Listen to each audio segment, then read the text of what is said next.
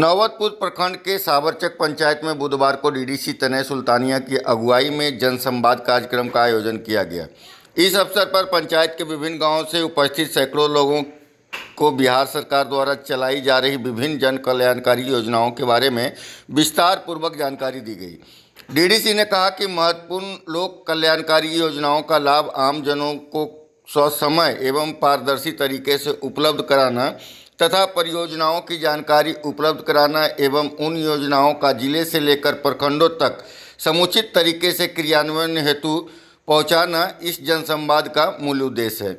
उन्होंने आगे कहा कि इंदिरा आवास के वैसे लाभुक जिन्हें वर्ष 2010 के पूर्व योजना का लाभ मिला था और किसी कारण से उनके घर का निर्माण कार्य अधूरा रह गया था, उन्हें सहायता के रूप में 50,000 की राशि दी जाएगी ताकि उनका अधूरा घर का कार्य पूरा हो सके। यह योजना खासकर महादलित, अनुसूचित जाति एवं पिछड़ा वर्ग के लोगों के लिए लाई गई है। आगे मीडिया के सवालों पे क्या कुछ कहा, देखें हमारे संवाददाता मनोरंजन भारद्वाज की एक रिपोर्ट। जिला स्तरीय पदाधिकारी, अनुमंडल और प्रखंड स्तरीय पदाधिकारी सभी अनुमंडलों में, पंचायतों में स्तर पर आते हैं। जनसंवाद कार्यक्रम का मुख्य उद्देश्य राज्य सरकार द्वारा सभी प्रखंडों में, पंचायतों में, अनुमंडलों में जनसंवाद कार्यक्रम का आयोजन कराया जा रहा है।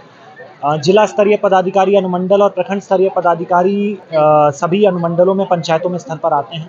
उद्देश्य ये है कि जो विभिन्न जन कल्याणकारी योजनाएं विभिन्न विभागों द्वारा क्रियान्वित की जा रही है और जो भी कार्य हुए हैं उसके बारे में पब्लिक को अवेयर किया जाए, उसकी सूचना भी दिया जाए, उसमें क्या कार्य हुआ है उसके बारे में बताया जाए। और उससे भी इम्पोर्टेंट है कि क्षेत्र में कोई विशेष कार्य अधूरा रह गया तो उसके बारे में सुझाव, फीडबैक प्राप्त किया जाए। साथ ही योजनाओं के संबंध में अगर कोई फीडबैक है जनप्रतिनिधिगण का या पब्लिक का कि उसमें कोई बदलाव की अपेक्षा है या कोई संशोधन की अपेक्षा है या इसको किस तरह कराया जाता है, उस फीडबैक को प्राप्त किया जाए और उसका निस्तारण अविलंब कराया जाए। जिला स्तरीय जनसंवाद के बाद 15 दिन बाद अनुमंडल पदाधिकारी अनुवर्ती कराते हैं। उसमें सभी जितने यहाँ पर आते हैं आवेदन या जो भी सुझाव, उसका कंप्लायंस दिया जाता है। और अगर राज्य स्तरीय कोई मामला रहता है तो उसको अविलंब हम लोग राज्य स्तर पे रेज करते हैं ताकि वहां से उसका संशोधन या कंप्लायंस हो सके।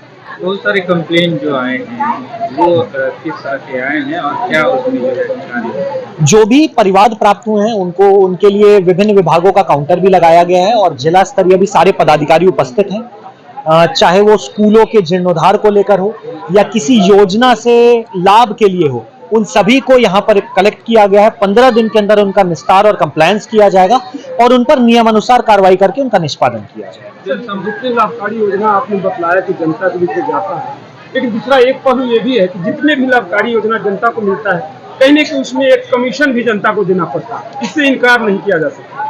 अगर इस प्रकार का कोई परिवाद प्राप्त होता है तो उस पर त्वरित कार्रवाई की जाती है। मेरा अनुरोध रहेगा कि इस प्रकार का कोई भी अगर स्पेसिफिक केस है उसका आवेदन दिया जाए। जिला स्तर से लगातार हर बुधवार और गुरुवार को निरीक्षण किया जाता है। जितने भी इस प्रकार की शिकायतें हैं उस पर त्वरित कार्रवाई की जाती है, चाहे वो अनुशासनिक कार्रवाई हो, प्रशासनिक कार्रवाई हो, और त्वरित कराया जाता है। तो कोई ऐसा कैसे 26 जनवरी 2019 को ही गाँव में 1.5 करोड़ की लागत से जो अतिरिक्त प्राथमिक स्वास्थ्य केंद्र बना था, जो माननीय मुख्यमंत्री जी का देन था, ना तो उसमें कोई डॉक्टर आते हैं और न ही कोई बैठता है। इसको अविलंब दिखवाया जाएगा और जो भी उचित नियमानुसार कार्रवाई कराया जाएगा। अनुमंडल पदाधिकारी इसको स्वयं विजिट करके क्रियाशील कराएंगे। डीआईओ साहब भी यहाँ पर है, उसको क्रियाशील